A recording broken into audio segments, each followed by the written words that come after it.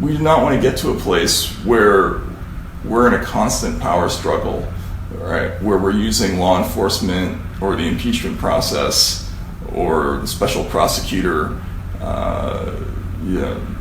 investigations or the FBI or whatever it is to settle political differences. And that's a characteristic of unstable third world countries.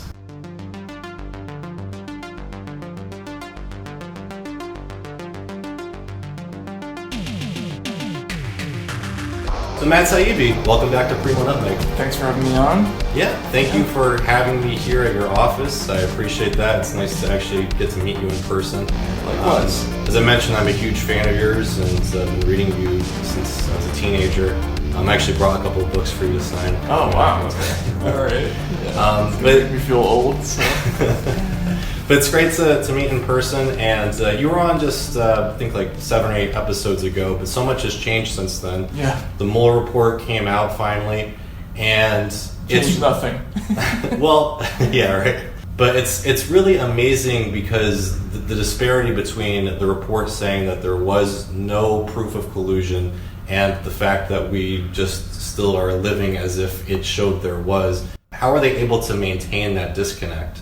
Well, it just shows the power of the way the media is structured right now. I mean, basically, in the old days, I think you would have had dissenting voices, right, that would have broken up the unanimity of the news landscape. And if some newspapers were trying to push a demonstrably untrue narrative, you would have had at least a few that would have piped up and said, no, that's not the case, and then there would have been a discussion, and these things eventually would have been worked out.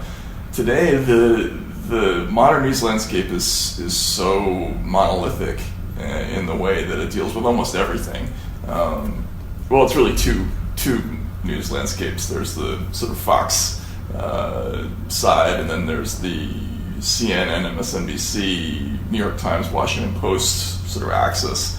And they're all basically pushing, the same message. So if they all collectively decide that the Mueller report says one thing, then that's what people are going to believe. I mean, and the problem isn't so much getting to the place where the investigation happens and the information comes out. It's moving the narrative, and it turns out to be a lot harder than even I expected in this case. So what did you think were the big takeaways from the Mueller report? I mean, was there any specific part of the report that you thought really disproved a main talking point?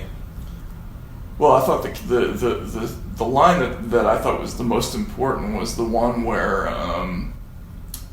the report talks about the Russian government efforts to make contact with the Trump campaign after the victory. And it says that they appeared to lack pre-existing contacts with the campaign, which to me just, right there, if that's the conclusion of the special counsel, that there was no line of communication that the Kremlin could depend on, through the election, then where's the room to argue that there was any kind of, conspiracy or, coordination beforehand? You could argue, and people have argued, that there were attempts by the Russians to sort of make approaches, and that there was a willingness, maybe, right, on one side. That's the new way that they argue this. But there's no way you can possibly say that there was something that actually happened in terms of a coordinated action if they didn't really have any way of talking to each other. The other thing that was really striking to me, and this is something that is, involves getting into the weeds of each of the individual cases of, attempted collusion. Well, there's so much to it, right? There's so much to it, but there are so many cases where they talk about Russia-related contacts, but if you actually look at the language, what you'll find is they don't actually assert, in many cases, that there was an actual Russian government presence anywhere in the picture, right? So, for instance, with Joseph Mifsud, the Maltese professor, approaching George Papadopoulos, they call that a Russian-related contact, but they don't ever really say in the report that this actually is somebody representing Russian intelligence. They just show that Papadopoulos thought that he might have been Russian, right, or had those contacts. So there are many instances of that, and the report's a real Rorschach test. People see what they want to see. I think that was in many ways intentional, but there's just no question that in terms of trying to establish that there was some kind of coordination or conspiracy, it just completely comes up blank on that score. Now the obstructionist stuff is, depending on your point of view, it's either extremely compelling or just merely interesting. But that's a lot weightier in terms of an actual investigation than the rest of it. One other thing that I found interesting was the perception that the GOP changed their platform because Russia wanted them to. And I think the Mueller report even specifically spoke to that, right? They said that was not the case. Yeah. It's funny, early on in this process, I was so frustrated by the news coverage, and I started to have this sense, if you've been in the business long enough, you just sort of get a spider sense about these things. Sure. That there was just something kind of not right about a lot of these stories. So I started to, retrace a lot of the reporting that I was seeing in a lot of these stories, and that was one of the first ones I did that with, the whole GOP platform story.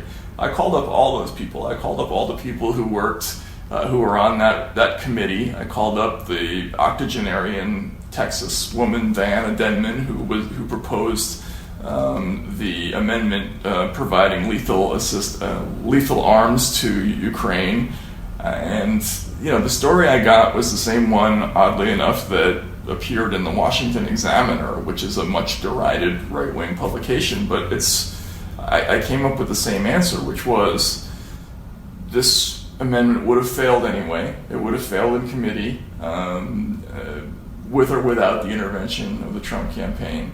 The woman who proposed that amendment, Diana Denman, she is a very nice lady who was, very, very nice to talk to. But, her position was that the Ukrainians reminded her of the Contras, and she remembered that the Contras didn't have very good rifles, and she wanted to correct that wrong because she had worked in the Reagan administration. And so, people in the committee were a little bit like, they wanted to be indulging of her as a person, but they didn't think this was a very good idea, basically, in the end. That wasn't universal. There were some people who were for that, but that idea wouldn't have passed. Also, the other thing is the final version of that amendment calls for sanctions. It calls for appropriate assistance to the Ukrainian armed forces, and if you compare the final GOP platform to the exact same thing in the Democratic platform, which doesn't call for either of those things, the Republican platform is actually tougher on Russia than the Democratic platform is.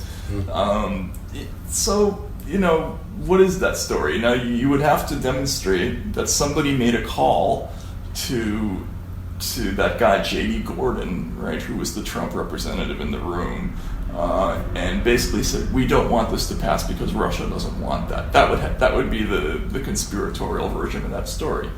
And, Mueller found that was not the case, that this was whatever Gordon did in that room or whatever recommendation he made, it was not connected to, coordination or conspiracy in Russia's election interference activities. That's the phrase you find in the report. So that whole story was kind of a canard from the beginning. It was one of countless such stories, that you could sort of bend and twist however you wanted depending on your point of view. I mean, the way I look at that story is it's kind of a jump ball. Yes, the Trump campaign clearly didn't want to provide lethal assistance to Ukraine, but neither did Barack Obama, right? I mean, so it's really an eye of the beholder kind of a story. I think that Trump ended up selling weapons to Ukraine, right? He did, absolutely. Yeah. So it's kind of stupid anyway, because they ended up doing what they supposedly were told by the Russians not to do. Right, and look, this also all presupposes that arming Ukraine is a good idea, right? I mean, having spent a lot of time in that part of the world, I personally don't think a proxy war with Russia over Ukraine is in the American national interest. I mean, I think if you knew anything about that entire region of the world and Ukrainian politics and the people who have a lot of weight in Ukrainian politics, then I just don't feel that way, and I think it's not clear that that's something that's in our national interests, right? But it's automatically accepted in the press that that's what we should have done. We should have been providing weapons to Ukraine because, of course, a proxy war with a nuclear power is a good idea. Again, if you go back to the 2012 election, you'll see that Barack Obama, one of his main lines of attack against Mitt Romney was that Mitt Romney said that Russia was our number one geopolitical foe. Governor Romney, I'm glad that you recognize that al-Qaeda is a threat, because a few months ago, when you were asked what's the biggest geopolitical threat facing America, you said Russia. Not al-Qaeda, you said Russia. In the 1980s are now calling to ask for their foreign policy back because the Cold War has been over for 20 years. But Governor, when it comes to our foreign policy, you seem to want to import the foreign policies of the 1980s. He attacked Mitt Romney. There was a campaign commercial about it. There was John Kerry at the Democratic convention that year making fun of Mitt Romney. He's even blurted out the preposterous notion that Russia is our number one geopolitical foe. Folks, Sarah Palin said she could see Russia from Alaska. Mitt Romney talks like he's only seen Russia by watching Rocky IV.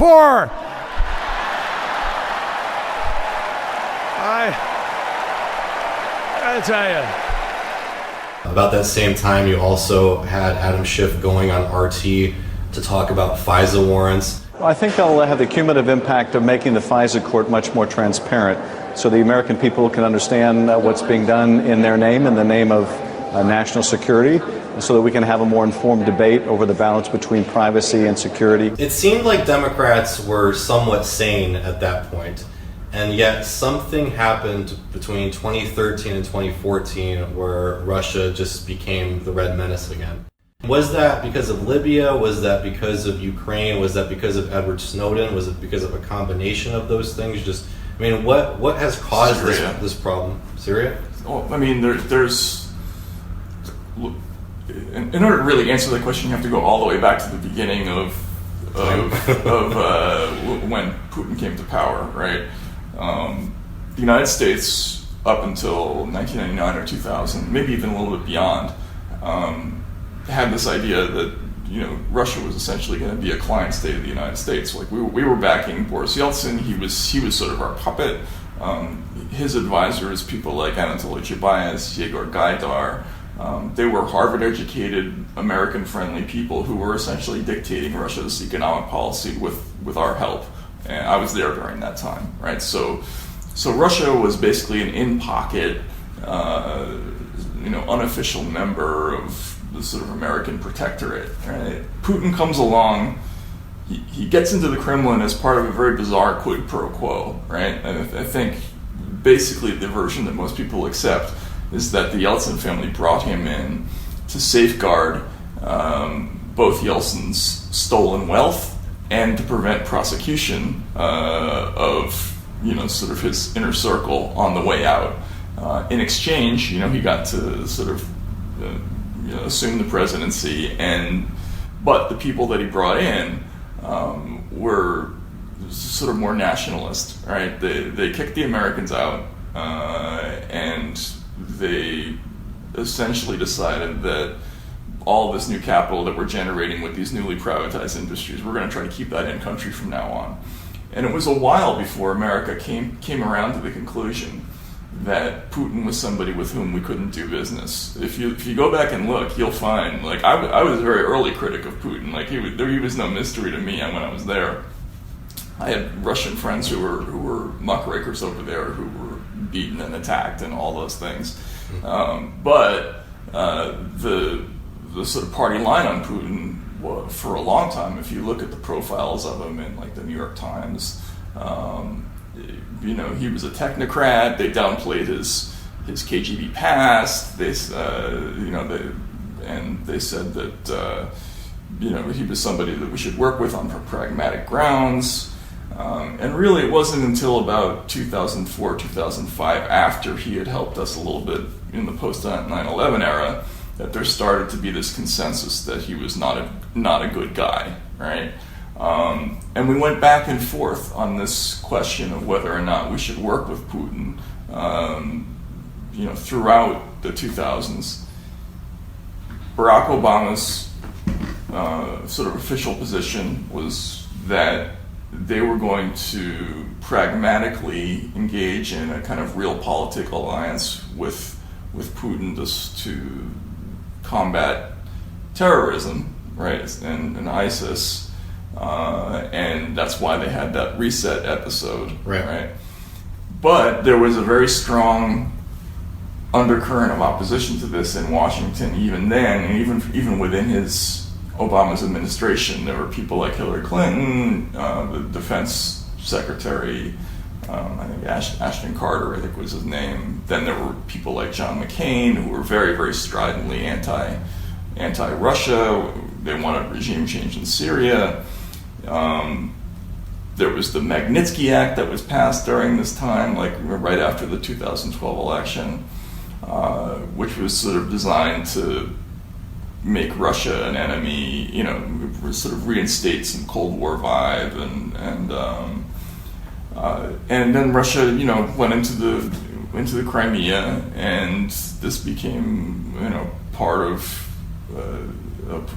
the argument against having any kind of relationship with them or working with them on any kind of pragmatic grounds. This is a long-winded way of saying Putin has been the same person basically from the very beginning. He's a nationalist, authoritarian leader who doesn't have a whole lot of patience for civil liberties or any other freedoms at home. He was very, very rough on other oligarchs who got out of line with him. But we have gone back and forth multiple times since 2000 on whether or not to work with him. So this latest thing, where where the Democratic Party went from laughing at it in 2012 to where they are now, it's just the latest in a long line of these flip-flops about whether or not to work with Russia. And I'm sorry, that's a long-winded question, but because I was there. It's interesting to just think about. Along those lines, do you think that there'll ever be a time when the neoliberal establishment will want to work with Putin again? Well, it really depends on what the pragmatic consideration is. After 9/11, we were willing to basically overlook anything that Putin was doing in order to get for instance, his permission to fly over Central Asia, or maybe to use bases there, as part of our campaign in Afghanistan. We were willing to share intelligence with them to fight against Al Qaeda. There were moments like that. So if that becomes somebody's dominant preoccupation, it's worth noting that this has been something that a lot of people in Washington were in favor of. Through the 2016 election, this idea that, like for instance in Syria, there are really no good choices there, right? There's either you go for regime change, which has a strong possibility of resulting in like an al-Nusra or ISIS moving into the territory, or you work with Assad and the Russians, which has its own negatives, right? And some people thought bad choice A was good, and others thought bad choice B was good, but they really bitterly fought about it, and it's just a question of, what the problem is in the moment. Mm-hmm.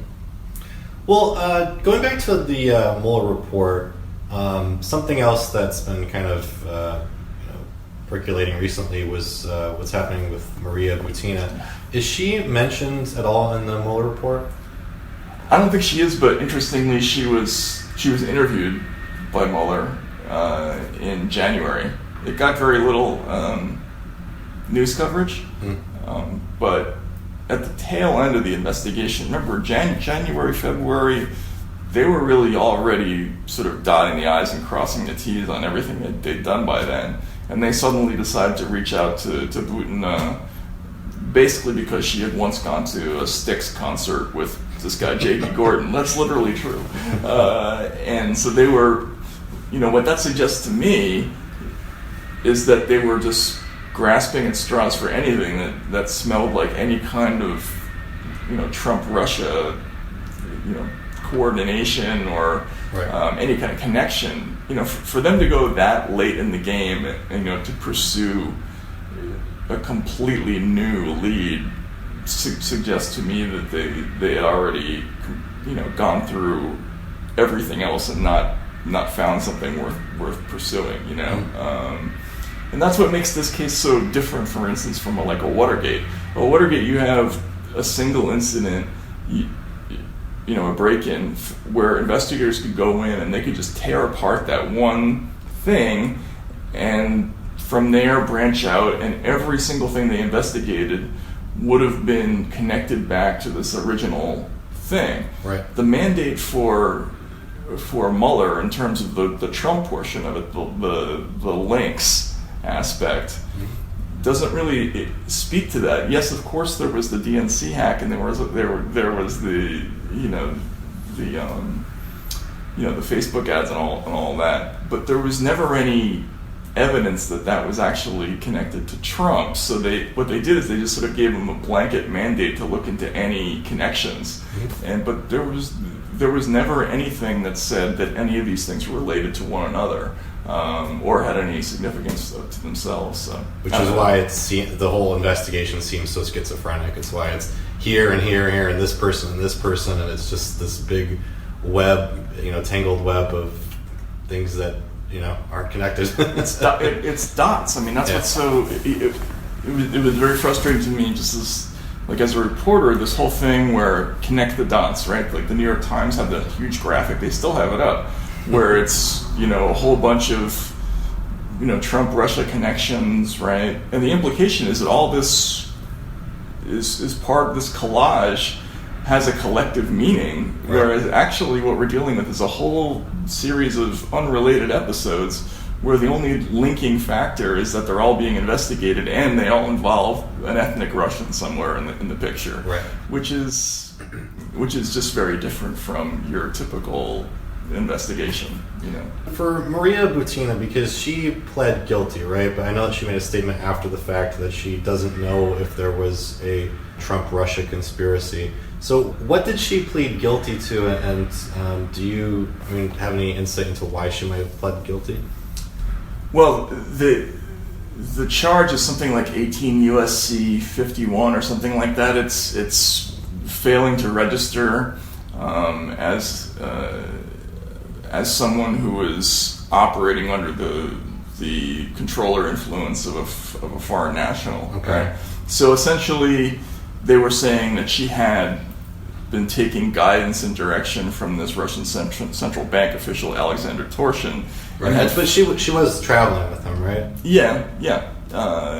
And it's not quite a FARA violation. Like FARA is failing to register as a foreign lobbyist. Mm-hmm. This is just saying that you have some sort of unspecified official relationship, and you're not, and it's not commercial, and you didn't declare it to the government when you came in. Mm-hmm. It's an unusual, uncommon kind of charge that when I looked, I found that they often will charge it in cases where they maybe thought there was espionage but couldn't quite bear it out, right? So with Butina, they don't have an overt act of espionage that they charge, but what they did charge is this undeclared relationship. So they probably had her on that. I mean, I think that's kind of the issue, where they felt like they did. It's probably why she pleaded guilty. I mean, it's the thing that was upsetting in my mind in terms of the coverage was that they really played dirty with the way they presented that case, right? They told everybody that she had traded sexual favors, and they were really pushing, off the record to people this Red Sparrow narrative, right? That she was sent over here as this honeypot and everything, and that made all the headlines, and it was part of the charging document originally, and by that time the genie's out of the bottle. The judge throws out the trading sex portion of the case once they find out what it really was, which was ridiculous, right?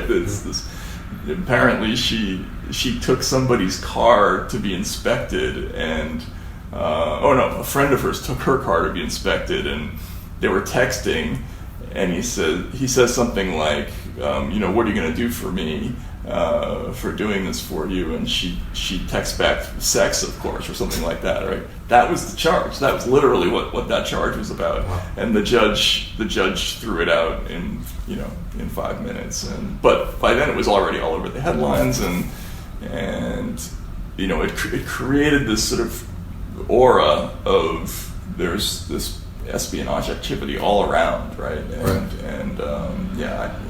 I think that was a really bad case. What I always found interesting through this whole thing was kind of the tit for tat timing of things. So it seemed like there would be, the narrative would start to move in one direction, and then there would be some indictments, or things would get walked back or whatnot. And I think one example of that was right before Trump met with Putin in Helsinki. You had the indictment of the Russian trolls, the Russian nationals who won't ever see a day in court because they're in Russia. But I just would be interested to know your thoughts on that piece of the puzzle as well. Do you think that there's anything to that indictment, or do you think that they are just indicting because they'll never have to present evidence in a court? It's impossible to say what those indictments are about. There's two of those, right? There's the IRA case, and then there's the GRU case. None of those people will ever see the inside of a courtroom, although there is one of those defendants did actually contest the charges, and showed up with a lawyer in court. Not the actual defendant, but the company did, which has caused a whole series of problems with that particular case. There's this very bizarre thing going on with discovery in that case, where the Russians, this company called Concord Consulting, is demanding discovery, and the prosecution is essentially saying that our discovery is so super top secret and sensitive that we actually can't turn it over to you. So they're trying to negotiate something where literally the judge will look at all the discovery proceedings on behalf of the defense, which is unheard of in an American court proceeding that I've ever heard, known before. So there's something odd about that case, but whatever. It's certainly plausible that the Internet Research Agency really was trying to, screw up the American electoral process, and what they didn't assert in the indictment was that this was done at the behest of the Russian government. And still part of the Russian government, though, right? No, it's a private company, the Internet Research Agency. The other ones, the GRU, that's the Russian army intelligence. I thought that the IRA was part of the Russian government, so it's a private company. It's this guy Yevgeny Prigozhin, who is sort of this oligarch who has ties to Putin, but they didn't assert an official connection or order in that case. So could it be? It could be. It could be a private troll farm, but they seem to have had intercepts indicating that they were doing this for a political purpose. So yeah, that's certainly interesting, but we're never going to know because it's never going to go to a courtroom. So that's one of the problems with cases like this is, you can say anything you want in an indictment if you don't think that the defense is going to show up, and so that's kind of a dead end too. Again, there's just so many different pieces. So you have George Papadopoulos, you have Paul Manafort, you have the ongoing case with Roger Stone, which I guess would be interesting to explore. Do you know what the current status of the Roger Stone case is? I don't. What I've been really looking into more is, the whole question of the origins of the investigation, which I just think is this amazing, interesting mystery, and the sort of question of when did they start looking into Papadopoulos and Page and Manafort and Flynn, and because I just the version that is presented in the Mueller report that all of this began on July 31st as a result of that one phone conversation, that Papadopoulos allegedly had with this Australian Alexander Downer. It just doesn't hold water that you would launch an investigation of an ongoing presidential campaign, an investigation that includes live informants on the strength of a rumor that apparently wasn't even acted upon by the target of the investigation. There's just something about it that is not that doesn't scan to me, and I think we're going to find out that the investigation started earlier. And to give them the benefit of the doubt, there were reports early on that there was a stream of illicit communications that was intercepted by the GCHQ in Britain. Maybe there was something that was so shocking that it impelled them to use pretty extraordinary measures to investigate the Trump campaign. But they just haven't told us what it is, and that's what's so frustrating. They just if there's something there, why can't they tell us what it is? Well, I guess it also gets to the point that the Democrats have really been going after is the redactions of the Mueller report. What do you make of that? I mean, do you think that that's typical? Do you think that it's over-redacted? Do you think that there is something mysterious that's being hidden?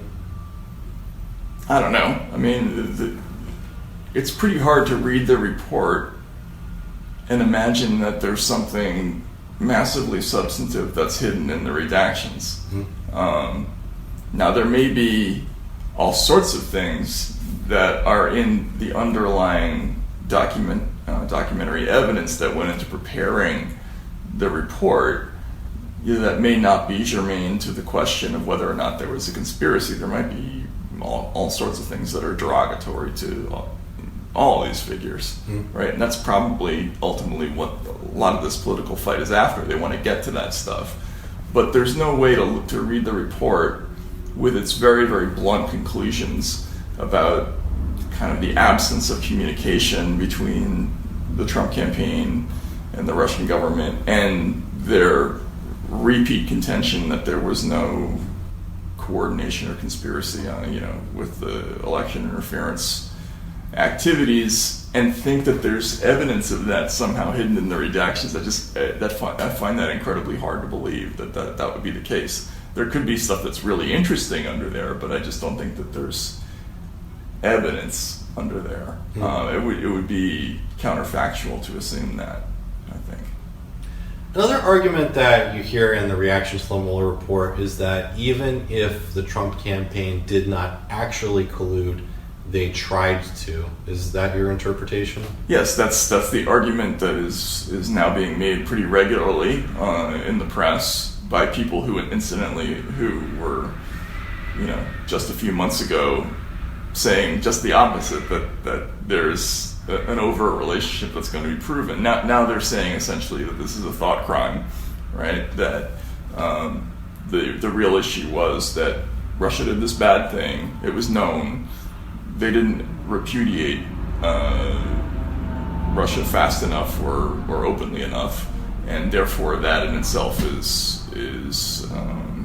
sufficient grounds for impeachment or whatever it is. I mean, look, I think that's something that you can take into consideration when you decide whether or not to vote for somebody, for sure. But the difference between what was originally asserted, which was an overt, mind-blowing espionage conspiracy, and this idea that they were too diffident and too slow in their response to the Russian hacking scandal. I just don't. I don't see how people can fail to see the massive difference between those two things. One is merely, I would say a politically questionable decision, right? Where the other is like an unprecedented criminal conspiracy that would have placed this election in the annals of the most notorious things ever to happen in a democracy, right? So I just don't. To me, that argument that okay, it's still just as bad doesn't hold water to me. So on the obstruction part of it, do you have any strong feelings that way? I think my feeling about obstruction is, if you want to go make that case, if you want to argue that, if you want to start impeachment proceedings on that, mazel tov, right? Go for it. But the problem is trying to argue that the president obstructed justice when there's no underlying offense. Now, the Mueller Report is very clear that Trump may have been obstructing because he was afraid of other things being uncovered, right? But the thing that they were investigating turned out not to be there, right? And so, especially when you look at the fact that there are issues with the way this investigation started, there are questions about its legitimacy, there are questions about the warrants that they were using to get surveillance. You're really going to go and start impeachment proceedings and try to get somebody out of office because they, maybe obstructed justice into an investigation that, doesn't look so hot now and with hindsight. I just don't think that's a good political decision, among other things. And to me, it's an example of kind of the problem that started this whole thing, which is there's a whole class of people in Washington that just psychologically could not accept that Donald Trump won, and so they've spent this entire time since the election trying to find ways to get him out of office ahead of the next vote. I mean, when the Mueller Report came out, I remember watching Chris Matthews on TV saying, well, I guess they have to win the election now. Like in other words, it hadn't occurred to them that they would actually have to go and win another election. Like that was the important thing here, that they had to make a better case, they had to do a better job. They keep trying to pursue this other avenue of getting him out of office, and I just don't think it's the smart thing to do. They should work on trying to convince people, I think. The argument that you hear from some progressives is that Nancy Pelosi should be pursuing impeachment, but she's not. So do you think that she's doing the right thing by not pushing for it? I do, actually. I take the long view on this. I feel the same way that I felt about the Clinton impeachment, which is, I lived in a third world country for a long time, and elections are not final in any of those places. When somebody takes office, immediately there's just constant scheming, and basically every agency of government is used as part of a political process. We do not want to get to a place where we're in a constant power struggle, right? Where we're using law enforcement or the impeachment process or the special prosecutor investigations or the FBI or whatever it is to settle political differences. And that's a characteristic of unstable third world countries, right? And that are ruled by interfighting oligarchs as opposed to a real democracy where questions are settled at the ballot box. And I just think this impeachment case is ultimately extremely weak. First of all, it's destined to fail, right? Because you're never going to get it passed in the Senate. And second of all, again, we're talking about impeaching somebody for obstructing an investigation into a crime that wasn't committed, and that's the way the voters are going to look at this in the end, and it's going to make it's going to make the Democrats look as bad as the Republicans looked in the late 90s. You, for a while now, have been predicting that this whole RussiaGate thing was going to end up being a backlash on the left. And we've definitely been seeing that with Tulsi Gabbard. We saw that when NBC, just a few hours before she actually started her campaign, came out with a report that there was some Russian mandate to help her campaign. And that was partially reinforced by a company called New Knowledge, who actually was exposed by the New York Times about a month or so earlier for creating fictitious Russian troll accounts in the Alabama Senate race. She was just attacked again, and you kind of came to her defense in a recent article showing the bias against her, which again you kind of predicted a while ago.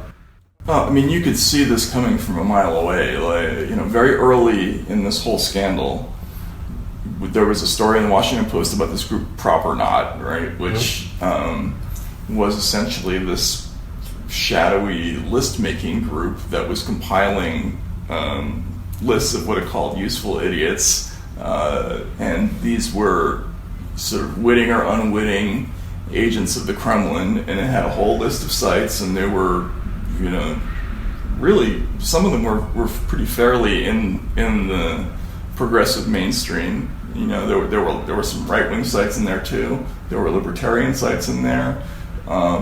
There was that moment, and then there was the moment where the DIA produced its intelligence assessment about who was responsible for the election interference, and they very heavily cited Russia Today's coverage. Abby Martin. Abby Martin, right? They talked about the coverage of the Occupy movement. They talked about coverage of Black Lives Matter. They talked about all these things. And you could see very early on that there was this theme that Russians are creating discord by attempting to get people riled up about everything from police brutality to gun rights to whatever it was, right? But not the corporate media. Yeah, does that. Right. Yeah. Exactly. No, that's like the business model. But it was obvious that basically they were going to start painting anybody who was outside the political mainstream as being an agent of Moscow, and they did it pretty early with Sanders. Right. You saw some pretty early editorials. There was Jill Stein, of course, who had attended that sort of dinner in Moscow in 2015. So there was all the speculation that she had run, to take votes away from Hillary. Despite the fact she also ran in 2012. Yeah, exactly. Then there were editorials. What will liberals do when Putin interferes on behalf of Bernie Sanders?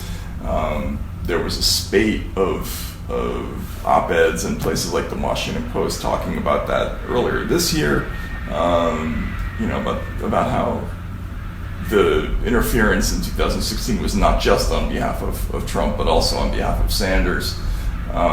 So this notion that a certain kind of politician is going to be presented as a dupe for Moscow, you could see it coming from a mile away, and I wrote about this like 2 years ago, I think. But now it's become incredibly overt. I mean, the Daily Beast ran this crazy story last week where the headline is Tulsi Gabbard is the top candidate of people who think Putin is misunderstood, right? And they combed through her donors and found 3 people who had some kind of connection to, not being 1,000% negative about Putin, and there's no defense against that kind of thing, right? Like if you start throwing around so and so is the Kremlin-backed candidate, and asking people to answer that charge, which is what George Stephanopoulos did on this week with Gabbard. What about this article that says that you're the top candidate of Putin supporters or whatever it is? No matter what the candidate says in that situation, it looks bad. It conveys an impression, right? And it's the dirtiest kind of politics. I mean, it's something that we haven't seen, for probably more than half a century in this country. In terms of this idea of you're a candidate who is backed by subversive elements, therefore you're dangerous, therefore people shouldn't vote for you. And what happens is, people become afraid to defend those candidates. They become afraid to defend anybody who's accused of that. They back off of it on social media. They don't want to be tainted by association with those people. And other politicians get that message, and pretty soon they're towing the line because they don't want to be the next person tarred with that brush. It's a very effective but really despicable form of politics. And it's funny because it's always against whatever candidate is calling for peace. Like where is there a candidate who is calling for peace who is not going to get smeared as a Russian dupe or an Assad apologist or whatever? Yeah, no, you can't do that. Anybody who's against regime change as an idea is going to get this label. I mean, I think that's pretty obvious at this point.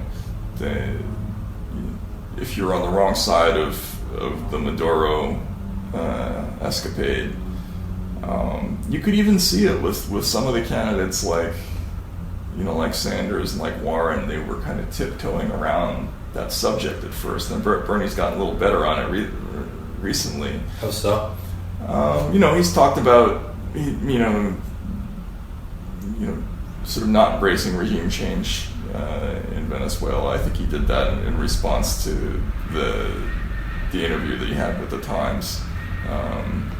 If I'm mistaken, I'm mistaken. But he's uncharacteristically careful about that issue, as have been some other traditionally progressive politicians, because nobody wants to get hit with that label of you're a Maduro supporter or you're an Assad supporter.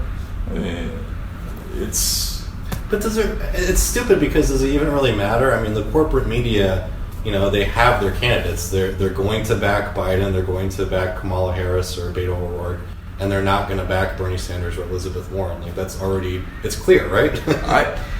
I believe that. I mean, and if I were in Bernie's shoes, I would embrace the negativity and basically say, yeah, they're going to smear me no matter what, so I'm going to say what I want to say, and here's what I believe, which I think is what he does most of the time. But it's I think it's still, it's a very powerful thing to be painted as a traitor or as somebody who is on the side of some foreign subversive agent, and as somebody who's spent a lot of the last 3 years getting called a spy or a Putinite on social media. It's not fun, and even I think twice about saying all kinds of things because I don't want to have to deal with it, but you have to, and I think that's especially true for somebody who has a viable political career. I mean, they're going to be afraid of that. And it doesn't matter who you are, right? I mean, Tulsi Gabbard, she serves in the military, and they're smearing her as working for Assad. Oh, yeah. It doesn't make any sense. And I mean, you worked in Russia, as a dissident voice against. Yeah, I was one of government. Putin's first critics. I mean, really. I mean, I was one of the first people to write about him in English in a negative way. I mean, friends of mine, not friends. I mean, there were people I knew who were, have been killed under the Putin regime, and there are other people like Masha Gessen from the New York Times, the New Yorker. She was an early critic of Putin, but she's been kind of a little bit skeptical on the RussiaGate front, so she's gotten a lot of abuse as well. It doesn't really matter what your take is or what you've actually said in the past or in the present. You're going to get that label if you're saying the wrong things, and that's unfortunate. Well, to discuss Bernie Sanders a little more, I have to say, I mean, I was a supporter of him in 2016, I donated to his campaign. I actually went door to door campaigning for him. At the time, I was a little bit hesitant because of his, there are some negative parts of his record. He campaigned, or he, wanted to get the F-35 program in Vermont. He also was a supporter of the bombing of Kosovo back in 98, 99. Mr. Speaker, my assessment of the situation at the present moment is that Mr. Milosevic is a war criminal and that ethnic cleansing, mass murder, rape, and the forced evacuation of hundreds of thousands of innocent people from their homes is unacceptable and cannot be ignored. Sadly, because Mr. Milosevic has negotiated agreements which he has then ignored, I have supported the NATO bombings of military targets. I think where Mr. Fisher, Herr Fisher, is coming from is very close to where I am coming from. Both of you sold out. One of his aides at the time quit over that. He's been, I guess, kind of on the fence on the Israel-Palestine situation. Hamas has used money that came into Gaza for construction purposes, and God knows they need roads and all the things that they need, and used some of that money to build these very sophisticated tunnels into Israel for military purposes. For survival purposes. Okay, one second. Yes, no, I don't want to be interrupted. The question was asked. It's a fair question, and I'm trying to. Look, if you don't, yes, they did. you don't. Excuse me. Shut up. You don't have the microphone. You've asked. I don't want police officers here. You're going to arrest people? No, I'm not going to arrest people. But are you going to allow us? Are you going to allow us to have a discussion? What do you think? You come down here. You're up there. Come down and be Democratic. So I have a discussion with people. Are you asking for the point? Occupied populations have the right to resist. All right. You're entitled to your view. You've asked the question. I'm answering it. This is called democracy. I would thought you were All right. I am answering a question, and I do not want to be disturbed. But since 2016, I mean, there just seems to be a lot of instances of him kind of towing the line. I mean, there was him supporting Hillary Clinton, which I guess you could make an excuse for, but he's towed the RussiaGate line to a pretty heavy extent. I mean, the speech that he made after Trump met with Putin in Helsinki, it sounded like something that a corporate Democrat might say. At the Helsinki summit on Monday, President Trump embarrassed our country, undermined American values, and openly sided with Russia's authoritarian leader, Vladimir Putin, against the U.S. intelligence community's unanimous assessment that Russia interfered in the 2016 presidential election. Senator John McCain is right when he said it was, and I quote, one of the most disgraceful performances by an American president in memory. Mr. President, today we face an unprecedented situation of a president who, for whatever reason, refuses to acknowledge the full scope of the threat to American democracy. Either he really doesn't understand what is happening, and that's possible, or he is under Russian influence because of compromising information they may have on him, or because he is ultimately more sympathetic to Russia's authoritarian oligarchic form of government than he is to American democracy. Whatever the reason, Congress must act now. Democrats must act. Republicans must act if we are serious about preserving American democracy. We must demand, and I know this is a radical idea, but demand that the President of the United States represent the interests of the American people and not Russia. Now, let us be as clear as we can be that Russia has not just been interfering in U.S. elections, but in elections of other democracies around the world, the United Kingdom, France, Germany, to name just a few countries. Russia's goal is to advance its own interest by weakening the transatlantic alliance of democracies that arose after World War II, while also inflaming internal divisions in our country as well as other countries. We should also be clear that this interference is directed from the very highest levels of the Russian government. Last week, Special Counsel Mueller announced a set of indictments of 12 members of Russia's military intelligence service, the GRU. There can be no doubt that given the nature of the Russian government, Vladimir Putin was directly involved in this effort.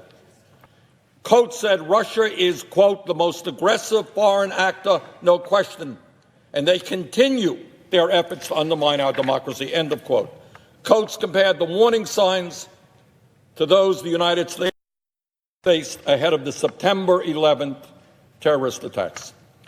The Congress must make it clear that we accept the assessment of our intelligence community with regard to Russian election interfering in our country and in other democracies. Does anybody doubt the truth of that? The Congress must move aggressively to protect our election system from interference by Russia or any foreign power. Does anybody deny the importance of that? The Congress must demand that the sanctions against Russia, as the Democratic leader mentioned, passing with 98 votes, be fully implemented. 98 votes on that issue. Also, I mean, his early statements on Venezuela, they were, pretty critical, saying that Maduro should not be cracking down on protesters and that he should be letting aid in. And additionally, most recently, he has not said one word about Julian Assange getting arrested a month and a half ago. It just seems like there's a lot of instances where Bernie Sanders isn't really showing that kind of bravery that he's supposed to be notorious for. Right. And, as someone who, I spent a lot of time around Bernie for years, and he's gone through a transformation that is unusual for a politician. I mean, he was essentially a permanent backbencher, right, who was destined to never get any attention from the national media, who runs for president in 2016, and precisely because the national political establishment by that moment is so unpopular and so universally loathed, the message that he presented suddenly became overwhelmingly popular without any kind of institutional backing behind it, not money, not media support, nothing. People just flocked to that campaign because it wasn't the same old thing, right? And so he went from being, basically a Dennis Kucinich style, progressive who was, crying out in the wilderness about, inequality and other things, to suddenly being a major national famous political figure who had a real shot at the presidency in 2020.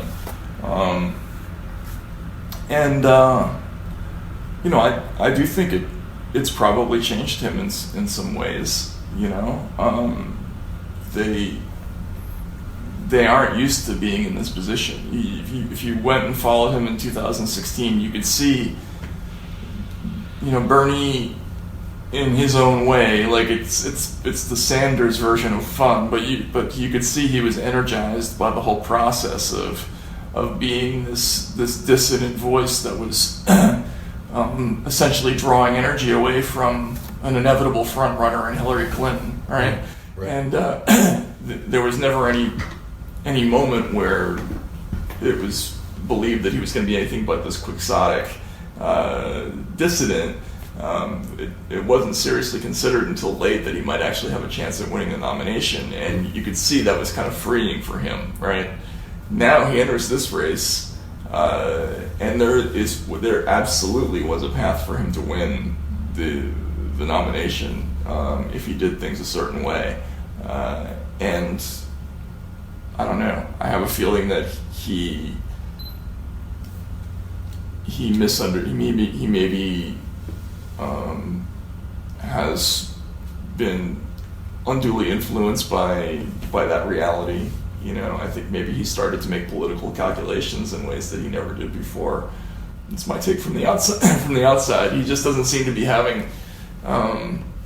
He doesn't seem to be as unburdened in the way he talks about things as he used to be, which tells me that he's overthinking things, which is always a problem with politicians. It's like Bull Durham, don't think, it can only hurt the ball club, and I think that's what's going on with him. I don't know that, but again, it's just weird. It seems very uncharacteristic, especially when you go back and you look at the Bernie Sanders of the 1980s, who was so consistent and so outspoken and kind of like the left-wing version of a Ron Paul, for example. Mm-hmm. And just the past few years, it doesn't seem like that. It seems like he's a guy just, trying to find the path to the presidency. Right, yeah, which, it's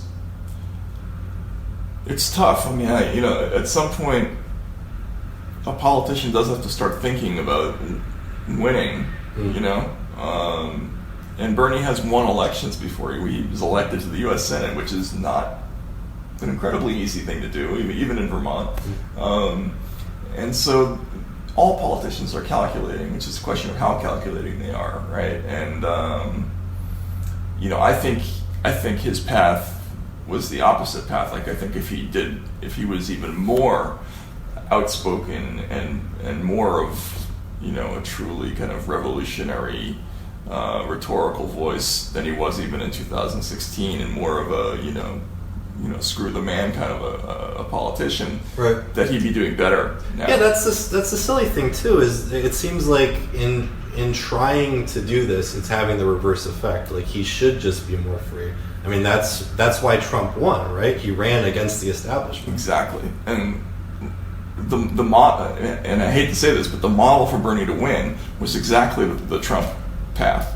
Trump was one person with a relatively insoluble base of support, running in an overlarge field of candidates who were essentially, close to each other politically. Yep.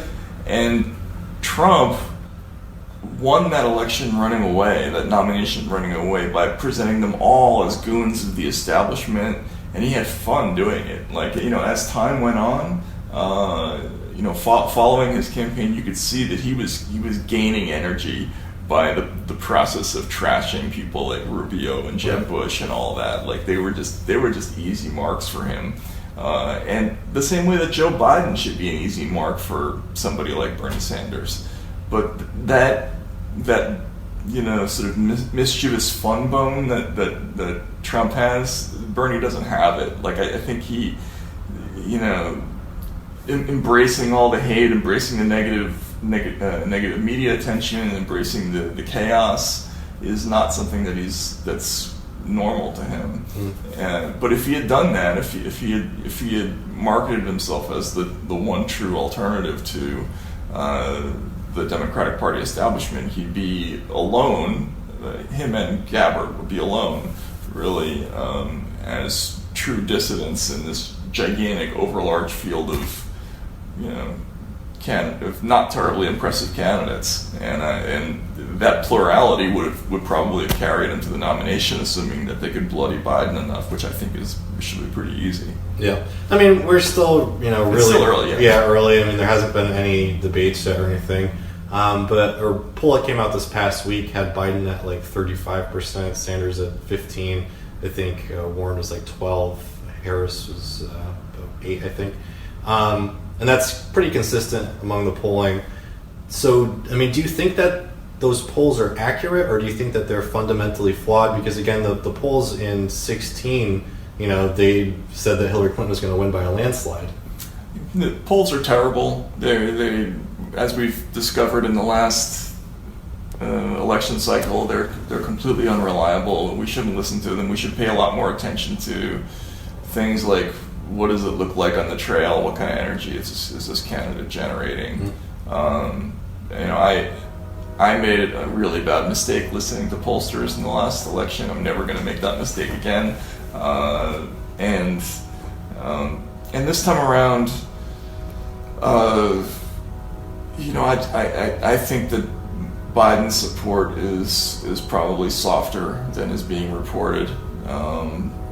But we'll see. I'm going off to Iowa in a couple of weeks, so I'll see what they all look like. But my guess is that Bernie probably needs to be in the 18 to 24% range. Once the actual primaries start happening, to really have an excellent shot at winning. Do you remember where he was when the 16 race started? Well, he was nowhere at the beginning of the 16 race, and obviously that number gradually rose as time went on. I don't remember where he was at this stage of the race, but I do remember that in the fall before the primaries, they were still talking in magazines like the New Yorker about being thankful that Bernie was in the race because he would deny the progressive vote to more plausible contenders like who's that idiot from Baltimore, Martin O'Malley. Right. Yeah. So they at the time Sanders still wasn't considered a real candidate. I don't think. But a lot can change. That's another thing. I haven't covered a lot of these things. Like these numbers, they change so incredibly quickly. I remember Barack Obama was a distant third at this point of the race in 2008. And these things change really, really fast. Have you been on the campaign trail at all yet? Have you gone to any of it? Just with Sanders. Okay. Yeah. Here in New York? No, I went out to 4 states, I think. I was in Wisconsin, Michigan, Pennsylvania, and Indiana, I think. So I've seen him on the trail. I don't know how his campaign's doing internally, but his stump presentation's pretty tight, actually, surprisingly. He's really stressing this union theme, which is interesting, right? Because what you could see it as a pragmatic strategy. He's trying to peel away traditional union support from the Democratic Party establishment, which should happen, right? Because the party establishment hasn't been so great to unions. So, that's what he's aiming for. Whether he's going to succeed at that or not, I don't know. Biden's trying to do the same thing, though, right? I mean, his first event, I think, was with the firefighters union. It was, but again, Biden, you look back at his record, and he's been a free trader his whole life, and he's doing a fundraiser at the, I don't know. But it's not your record that matters, right? It's how you're marketed. Yeah, it's how you're marketed. And look, Biden has qualities about him that are marketable to working class voters. He comes off as less of a technocratic professional class snob than a lot of politicians do, because he's kind of an old school unreconstructed dope that actually has some appeal to people, so I wouldn't underestimate him as a politician, but he's just, I don't know, I just don't see it. For him to be the candidate in 2020, it just, I don't know, it's tough to see that's actually going to hold up. Yeah, but I mean, it's hard to predict, right? I mean, who could have predicted Donald Trump was going to win the nomination and become president? I mean, I predicted Trump was going to win the nomination really early. You did? I did. I predicted that in July, before the primary started. So, and that's just based on the anger that you had seen swelling on the right for a while? You could see that his crowds were really enormous, and that the media attempts to sink him were counterproductive. That was, I thought, a major factor. They tried to knock him out after the McCain thing, where he said, I like people who aren't captured.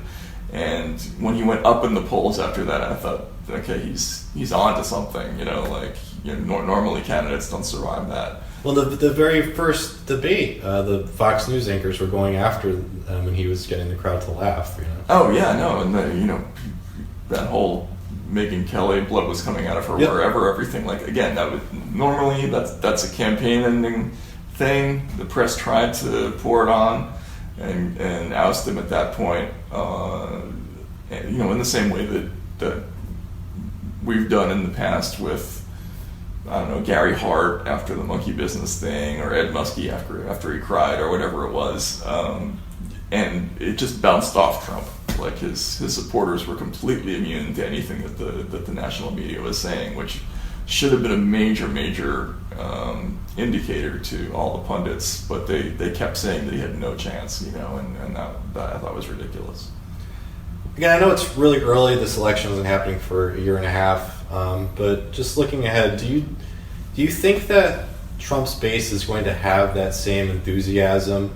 I know presidents typically do get reelected, but just has Trump really delivered on what he said he was going to deliver on? It doesn't really seem like it, right? There's no border wall.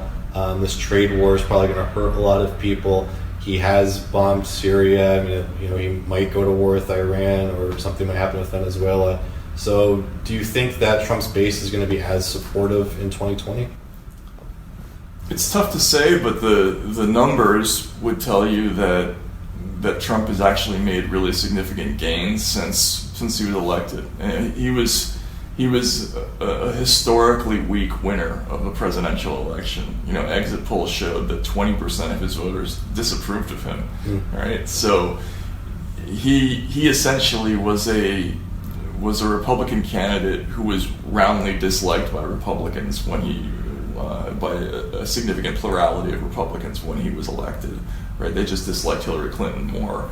In the time since, all the numbers show that he's roughly in the same place in terms of approval rating among Republicans that an incumbent typically is at this stage of a presidency, in that 85 to 90% range approval within the party, which means, if you believe the polls, that means that he's gained roughly 20% approval among Republicans since he's become president. Does that mean he's going to have the same enthusiasm? I don't know, but I think things like, RussiaGate and the way that the national political media has, so clearly sort of pushed all their chips into this sort of anti-Trump posture, that has a motivating impact on that kind of voter. I really think it does. He ran against us in the media in 2016, and that was even before we pulled any of the stuff that we've pulled in the last few years. So, it's hard for me to say, but I think it would be a mistake to underestimate his chances. I have noticed instances where Trump's base, his vocal supporters, people like Alex Jones or Cassandra Fairbanks, is somebody who's a big supporter of Julian Assange. They point to these instances like Julian Assange's arrest, like him bombing Syria. Do you think that there's a threat that this underground right-wing media might turn against Trump? Sure, absolutely. And I'm sure there's widespread disappointment that he hasn't followed through on a lot of the promises that he made. Whether it's about the wall, whether it's about China, whether it's about the Muslim ban, although he has tried to follow through on that, unfortunately. But the main thing that people want when they vote for these candidates is they want to see the posture of defiance against enemies they dislike, right? And the biggest thing that Trump delivers that his voters like is that he drives liberals and progressives and the Jake Tappers of the world crazy, right? That's the thing they like the best about him, not necessarily the policies and all that. I think clearly his policy promises were a big portion of the success that he had in 2016, particularly during the nomination, because what he was arguing was these guys who are getting up here, these Jeb Bushes, they're indistinguishable from Hillary Clinton because they're taking money from the same people and they haven't done anything for you. I'm going to do something for you. But he doesn't have to go through the nomination process this time. So it's going to be a popularity contest between Donald Trump and whoever the Democratic nominee is. And so the question you have to ask yourself is, will the Trump voter vote for Joe Biden over Trump. Even a disappointed Trump voter, which is, I don't know the answer to that question. I wonder if part of the reason the establishment might be supporting Biden is because he seems to have sort of those same rough edges as Trump, maybe kind of unpredictable or gaffe prone, which may work to his benefit. Do you think that's why? Do you think that he might be the best, combatant with Trump in a debate? I'm sure there's a lot of that calculation going on. He's an older white male who is not woke, right? There's probably some traditional political thinking going on saying that Biden is going to be able to get some crossover votes because of who he is, right? Because of his his demographic profile, or the demographic profile that he'll appeal to. But who knows whether that'll work or not? I don't know. And it's far from certain that he's going to end up being the person who's going to carry the day. I mean, it could be anybody still. We're really early in the process. Well, I mentioned Julian Assange a couple times. I really did want to explore a little more, just because he is a publisher, a journalist. The ACLU noted yesterday when he was indicted that he was the first publisher ever indicted for publishing things that were actually true. So, I mean, obviously it's a dangerous precedent. Obviously the First Amendment and freedom of press is under attack. But do you think that, where do you see this going? Do you see him actually being extradited to the U.S., actually being prosecuted, actually being convicted and sentenced? I mean, just overall, what's your thoughts and what are your predictions? Well, they clearly want to neutralize him, which they've more or less done. Right. They want to send a message to anybody who would think about doing the same thing, that's not going to be a good idea, right? They want to create the appearance of somebody who does the same thing, which is why we have Bellingcat now, right? Which is like the NATO version of Julian Assange, right? I'm sorry, I don't know what this is sort of this like leaker character who he's like the reverse image version of Julian Assange. He leaks things, but on behalf of like the military-industrial complex, basically. But Assange, if what they're trying to do with the prosecution, clearly, if they could get him back here, is take this dramatic step forward in defining certain activities as conspiracy. And this has been a fixation of the security services and the military for a long time, like even predating Assange, I would say. And Barack Obama prosecuted a lot of leakers using the Espionage Act. Right. There were attempts to prosecute, I believe it was a Fox News reporter, for conspiracy in a case involving a report about North Korea. So what they want to be able to do is say, okay, if somebody steals or accesses secret documents, we want to be able to not just prosecute that person for the theft, but we want to be able to say that the person who was lined up to do the publishing of that was part of a conspiracy to commit the theft. And if they end up succeeding in making that kind of a case, then there's basically not going to be any whistleblower reporting anymore, because half the stuff that we report on that comes from stuff that's stolen from companies or from a government agency could now get us in trouble for conspiracy. I mean, I've already had thoughts talking to certain people who were talking about even just talking around classified material. Like, am I committing a crime even by having this conversation? You know what I mean? Like, this is a new thought that's entering the heads of reporters now, and that's what they want to do. They want to get people thinking that they're going to get in trouble for reporting on stuff.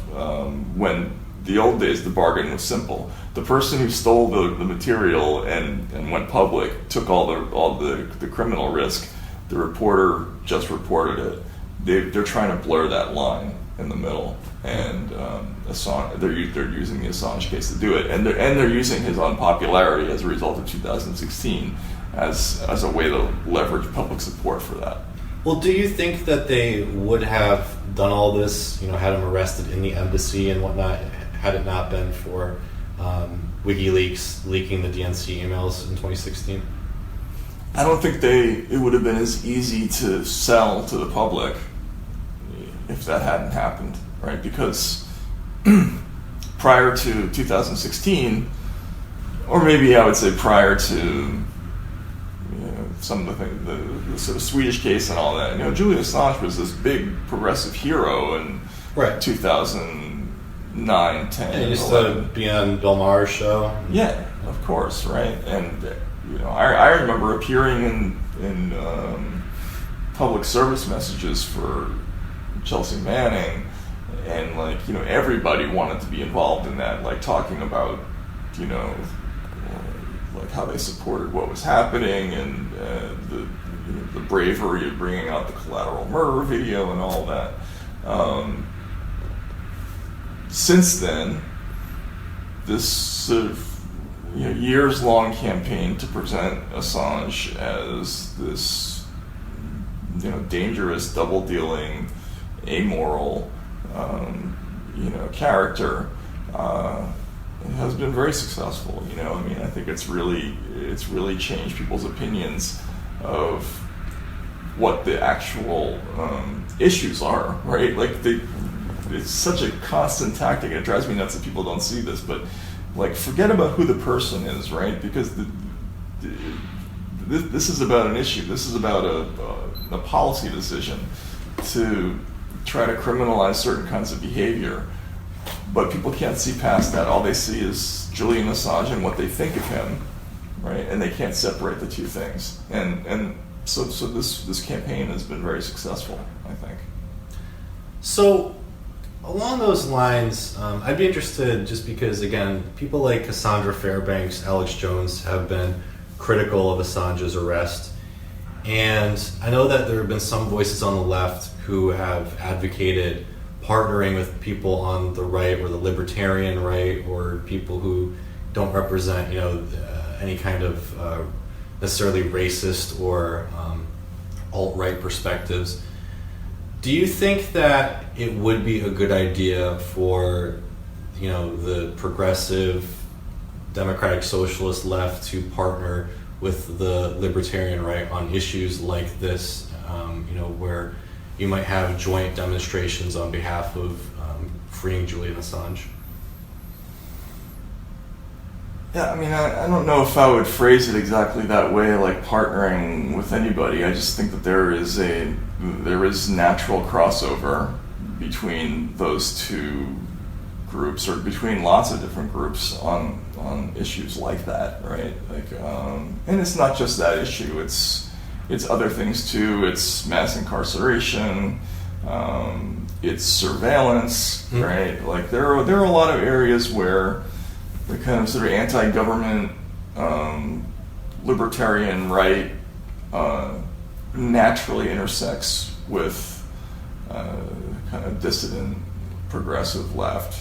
You say even to a Tucker Carlson, he's one of the only voices that is really speaking out against what's happening in Syria with Julian Assange. Yeah, look, we're in an upside down world right now. You the same people who in 2003, 2004 couldn't have been more enthusiastic proponents of all the war on terror insanities and abuses of power that we were approving back then to prosecute this campaign in the Middle East. Now all of a sudden a lot of them are backing up and realizing that the overreach was enormous back then, and has resulted in the government having powers that it should never have had, and that those decisions are going to be very difficult to unwind. In some ways, I think the right-wing conservatives are probably sniffing that out a little earlier than people on the other side, just because the kind of CNN, MSNBC audiences right now are so intently interested in prosecuting Trump that they're not so worried about things like, FISA abuse or whatever it is. Whereas that's certainly more of a concern on the other side. So, but I think like on issues like the thing with Assange or sort of surveillance,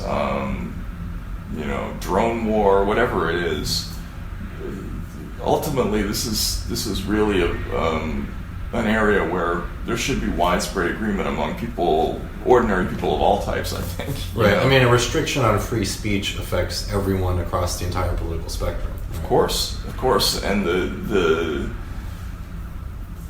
things that are happening on Facebook, for instance, right, or Twitter or whatever it is, where they're yanking people for deplatforming people. Of course, conservatives are going to see this as an anti-conservative conspiracy, but they're doing it on the other side too. And I think people on the left, progressives, should be equally concerned about that, because ultimately this is really all about gaining more of a lever over speech than they had before, and everybody should be worried about that, certainly. So not to jump around, but just also on the subject of Julian Assange and WikiLeaks, I forgot to mention that was also part of the Mueller Report, and this idea that Julian Assange was, I guess, an agent of Russia and working with them, and also working with sort of as a conduit, talking to the Trump campaign. Just overall, what are your thoughts on that part of the Mueller Report? Well, I think that's a lot of that stuff is still pretty murky. It's undoubtedly somebody at WikiLeaks was speaking to Donald Trump Jr. At one point in the game. But I read those communications as somebody who was trying to butter up the Trumps so that they would give him the tax returns and so that WikiLeaks could release them. That's one way to read that material. The other thing about the ostensible efforts by people like Roger Stone to talk to WikiLeaks ahead of time about what material they had, I think it's pretty. It's been demonstrated pretty clearly at this point that there wasn't some kind of pre-existing relationship between the Trump campaign and WikiLeaks before those documents actually started coming out, right? I mean, that's now pretty clear. The rest of it, prosecuting Stone for lying about, efforts to reach out to WikiLeaks. People forget it's not illegal to talk to WikiLeaks. I mean, reporters talk to WikiLeaks. Not yet, right? Yeah, I mean, I was talking to WikiLeaks back then. I mean, everybody, lots of people in the media did the same thing. They went to the same Twitter account, and they were also, DMing with whoever it was back there, and that's not illegal. It's not illegal to have a relationship with them, and it's not even necessarily improper. Right?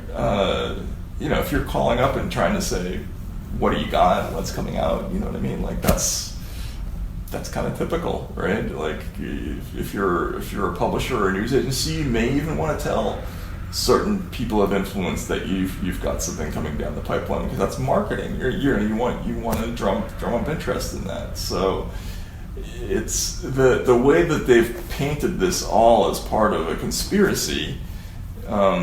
Whereas it doesn't feel that way to me. It feels like a series of disparate actors who are all working for different motives, and certainly it hasn't been demonstrated that the Trump campaign had anything like real foreknowledge of what was going on. Well, one of the saddest parts about his arrest, I mean, there's so many sad components, but was the fact that he was arrested inside the Ecuadorian embassy, which seems like some kind of violation of international law. Also, I don't know if you were following it, but just this past month there were protests at the Venezuelan embassy in Washington, D.C., where some Code Pink and associated activists were held up there. The police ended up having the power cut, and I believe the water shut off. They weren't allowing other protesters to bring in food. They were actually scuffling with them. And eventually the police actually went in and removed them from the Venezuelan embassy. So it seems like just these two things together happening within about a month's time, it really seems to indicate some kind of overall breakdown in international law and just, enhanced sort of confidence in U.S. hegemony to kind of stomp on international law. Yeah, I mean, what does asylum mean if we can go and broker a new security deal with the country where the person's in asylum and essentially get the person kicked out of asylum? I mean, that's nuts, and it totally violates the spirit of that kind of arrangement. But nobody's troubled by that anymore. The idea that we're trying to overturn a democratically elected leader in Venezuela, even though, no matter what your opinions are of Maduro, it's demonstrably true that he won those elections, right? And so, the lack of consideration about what the larger picture is here, like, do we respect elections or not? Do we respect asylum or not?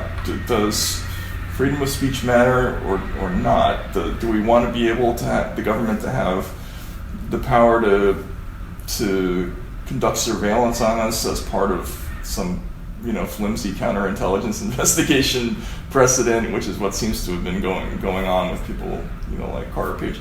Like they're not thinking about it because they're thinking about the people involved and not the concepts involved, and that really worries me.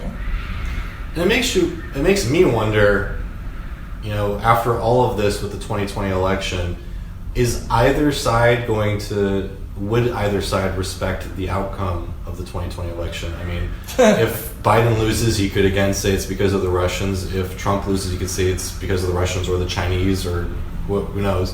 I mean, it's setting this precedent where there is no more kind of sanity anymore, and it's just the ends justify the means. Yeah, this is what I was trying to talk about before. Like, part of what makes living in a civilized country,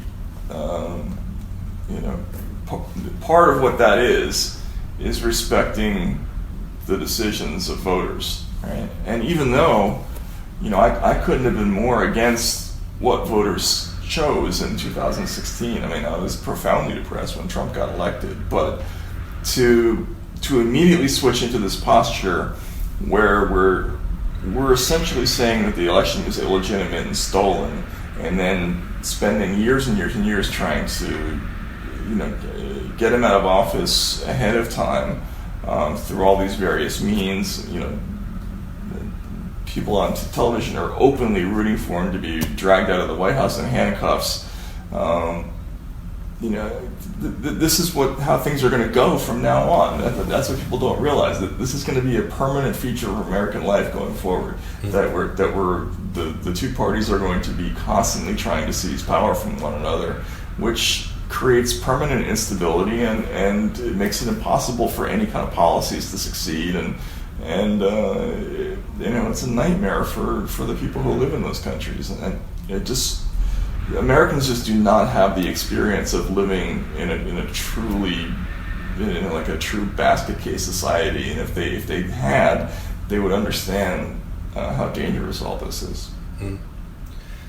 Well, the thing that I find kind of ironic too is that they keep talking about how the Russians are trying to sow discord in our society, but it seems like this overall lack of respect for the rule of law and just the warrantless spying, the drone war, the constant military interventions overseas. It seems like all of those things that the establishment is doing, that's really generating a lot of the discord in our society.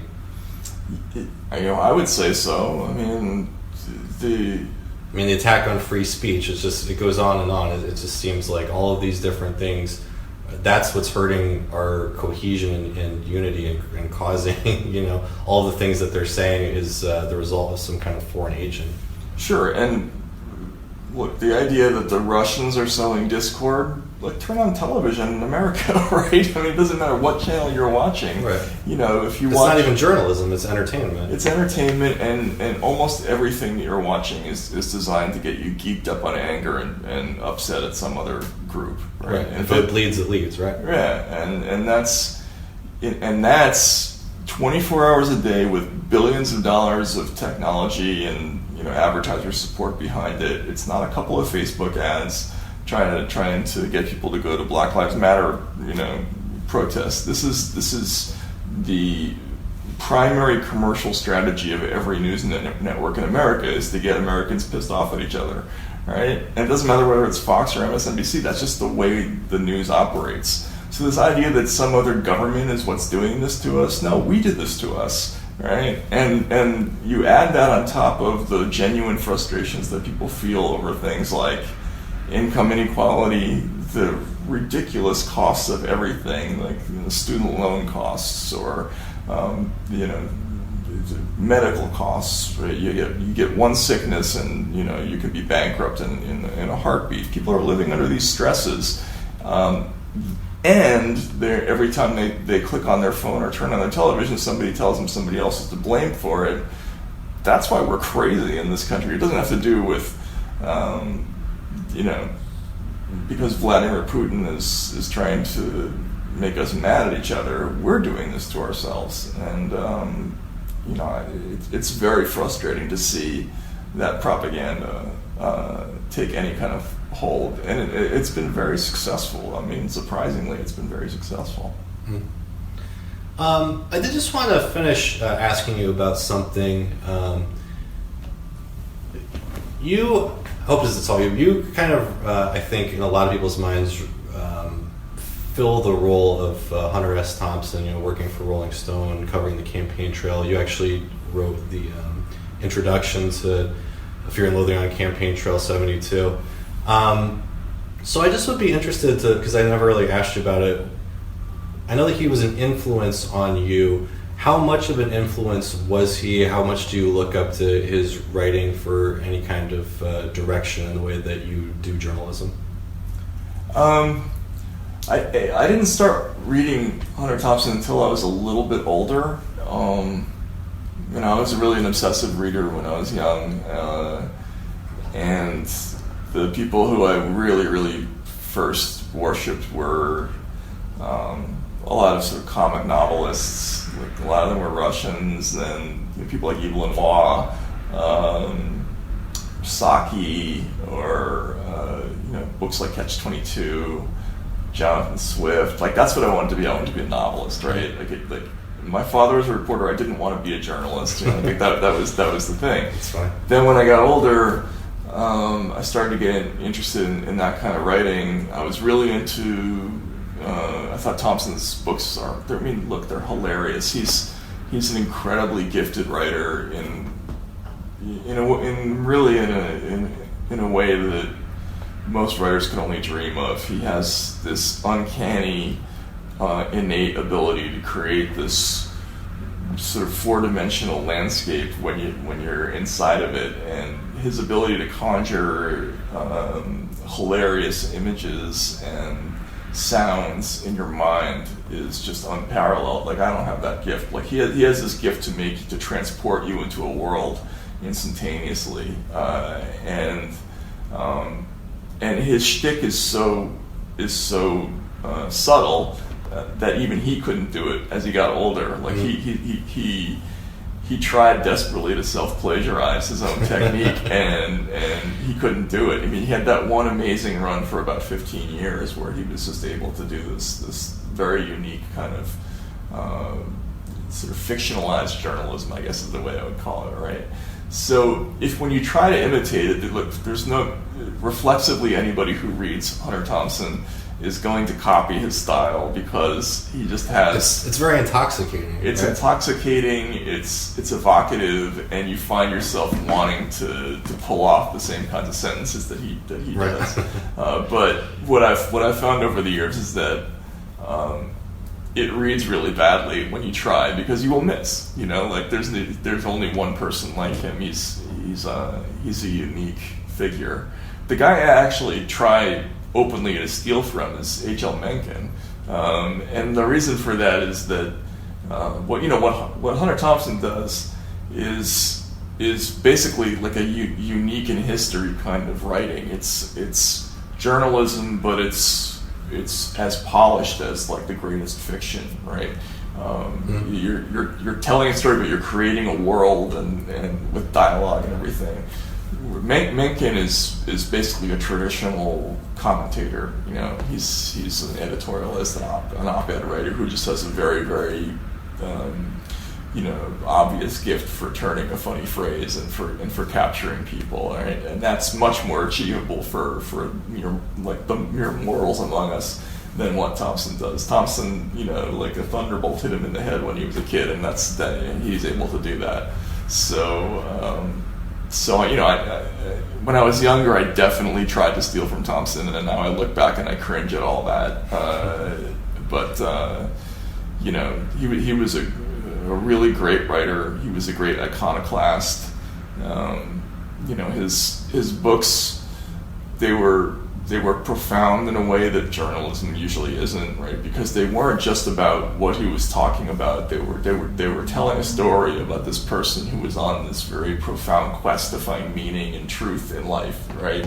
And he did it in this unbelievably funny way. It was so engaging and believable, and you were so with him on every page, right? You just wanted him to succeed, and of course he never gets there, right? Like he's always searching for the answer, and it's always elusive, and that's what comedy is about. But anybody who tries to steal from him is like destined to fail. So, but there are journalists you can take from and learn a lot from. I don't think Thompson's is replicatable, but there are certainly some others who are, as I get older, I try to do less of the former and more of the latter.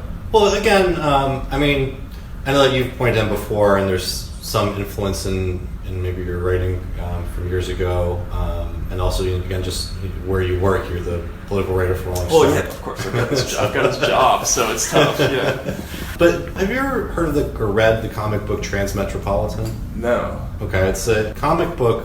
It's essentially Hunter S. Thompson in the future. It's like a cyberpunk version of Hunter S. Thompson. That's funny. And I interviewed the illustrator for that comic book on episode 150 of this podcast, and he actually mentioned you by name and said that he thought of you as filling that role as well. I've actually had what I would say is kind of a superstar journalist on the show. His name's Matt Taibbi. He writes for Rolling Stone. Yeah, I love Matt Taibbi. He's actually, when people ask me who's the real life Spider Jerusalem, I often say Matt Taibbi. Absolutely. I would agree with that. He's one of my absolute favorite journalists. And I just have to ask, too, do you have a favorite Hunter S. Thompson book? I mean, I think Las Vegas and Campaign Trail, the two Fear and Loathing books, are both great in their own way. Mm-hmm. Like, Fear and Loathing in Las Vegas is like a perfect novel, basically, right? It's every single chapter is. Do you mind if I get a little wonky about the writing thing for a minute? So one of the things that I always look for in a writer is like, is the writer able to sort of keep the same pace and time throughout? Like, if you think about people who do music, like if you start in 4/4 time, you should end in 4/4 time, for the same song, basically. Makes sense. Right. So there are some writers who start off at one pace and tone, and then they slide into like these frenetic passages, and then they go back to something that's ponderous, and that's like very upsetting to the ear. Intellectually, like the best writers are able to kind of stay, in whatever mode that they begin in. Like Tolstoy is a great example. Like Tolstoy can write thousands of pages that just like musically hit the ear all the same way on every page, right? Thompson with Fear and Loathing in Las Vegas, like the chapters are all basically the same size. Like all the episodes, like they're all incredibly tight. Like the humor is all it's incredibly polished and explosively funny throughout. Fear and Loathing on the Campaign Trail is totally different. It's a book that you can tell clearly was written on the influence of amphetamines, right? If anybody who's done speed will know that if you sit down at a typewriter, you may wake up in an hour and have 400 pages written, right? and that's the way that book reads. Like it goes off on these like sort of weird meandering passages. Some of them are concise and tight, some of them are not. It's a great big booming billowing book, right? But it's not like a work of art the way Fear and Loathing in Las Vegas is. But it's also brilliant in a different way. It's like a great journey story. It's great journalism. Also, it's kind of in the same way like Moby Dick is great journalism. Moby Dick's a great book about whales in addition to it being a great story. All right, Fear and Loathing on the Campaign Trail is a story of a person on this quest for meaning and truth, but who happens also to be describing how screwed up American politics are and how it works and all that. So it's two completely different books, and I love them for different reasons. So yeah, absolutely. I'm sure you saw recently when I interviewed Noam Chomsky. At the end of that interview, I asked him for people that could help us see through corporate media propaganda. He mentioned you and Glenn Greenwald. I'd just be interested. How does it feel to have Noam Chomsky say something like that? It's like a tremendous honor. I grew up really idolizing him. I read Manufacturing Consent when I was probably 19. Having grown up in the media, I was really blown away at how well he understood the business, even though he never worked in it. And it's funny. Chomsky's just funny generally because he's not. As a writer, he's not entertaining at all, really, right? Like you could read it, the things that he says and not feel like he's being entertaining, but he's very like intellectually daring and defiant. He's not afraid to say exactly what he means. He doesn't care what anybody thinks about it. That sort of quality of just. Can I swear on this? Yeah, go ahead. That quality of just not giving a fuck at all, right? Like is rare in anybody, and it's really cool in him, and he's a true iconoclast, which is rare in our society. We have a very conformist society, and so that was really cool to hear. I mean, I met him for the first time earlier last year, and where'd you meet him? Same place in Tucson. Tucson, yeah, and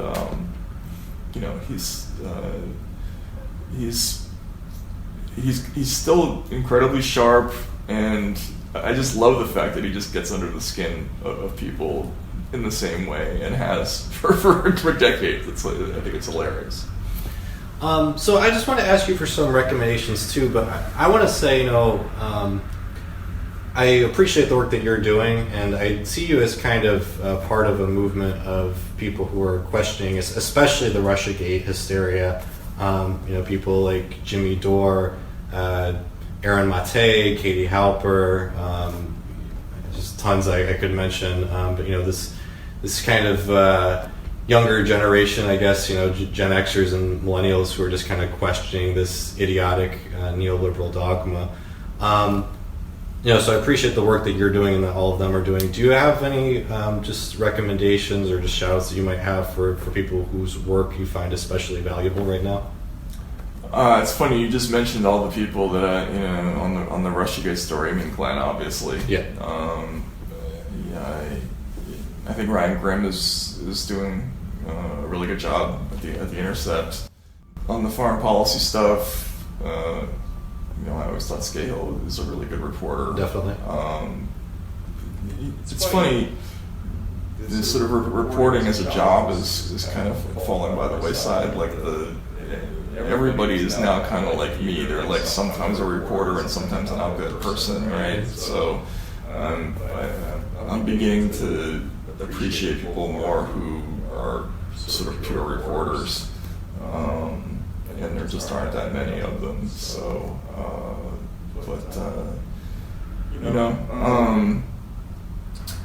I have to think about that one. I've been trying not to read as much news, so I've been going back and it's depressing, right? Now at the end of the day, I just go and read like a Richard Chandler book or something like that. So, I do like Jimmy Dore though. I'll have to say, I think his show is really funny, and he's, that's going to be like the model of how defiant media is going to have to work now, because there's just no place institutionally to be that kind of voice anymore. You just basically have to be your own brand if you're going to be outspoken, which I think really sucks. I think it's a real drag that things have made that turn. So yeah. Well, ending on that depressing. Yeah. Sorry. No, I appreciate you having me here today and talking about all these subjects. Again, it's an honor. I've read your work for a while, and just been a fan of yours for about a decade and a half now. So it's really cool to come visit you in person. Thank you for coming. Yeah, all the way to lovely Jersey City, Hoboken in the background here. For folks out there who want to stay up to date with your work, where can they do that? And do you have anything that you're working on right now that you might want to give a little bit of a teaser for? Yeah, you can find my work at rollingstone.com primarily, and then there's also www.taibbi.substack.com, where I've been like serializing books on that site. I have a book coming out in October. It's about the media called Hate Inc. And I'm looking for new projects right now. I mean, I'm investigating the RussiaGate stuff and not having a whole lot of luck, but I'm trying to do some reporting on that on Substack. So if you're interested in that topic, then that's where you should look. And I have to imagine at some point there's going to be a book on the 2020 election. Probably. I mean, I'm going to cover it. I'm going to be in Iowa in a few days, and this is going to be my 5th one. We were talking about Thompson before. Being a campaign reporter for Rolling Stone, it's kind of like being the Dread Pirate Roberts, basically, right? It's like this sacred duty, and I do love it. I mean, this is one part of the job that I really, really love, as messed up as the campaign is. So, yeah, I'll probably end up doing something like that for sure. Cool.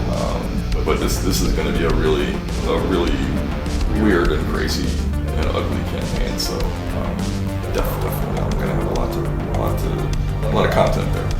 Well, hope you stay safe out there in the trail. I know it's gonna be a weird year, but yeah, I hope to cover a bit too up in New Hampshire. So hopefully I can catch up. We'll cross paths. Yeah, absolutely. Awesome. Well, thanks again. Appreciate your time. Of course. Thank you.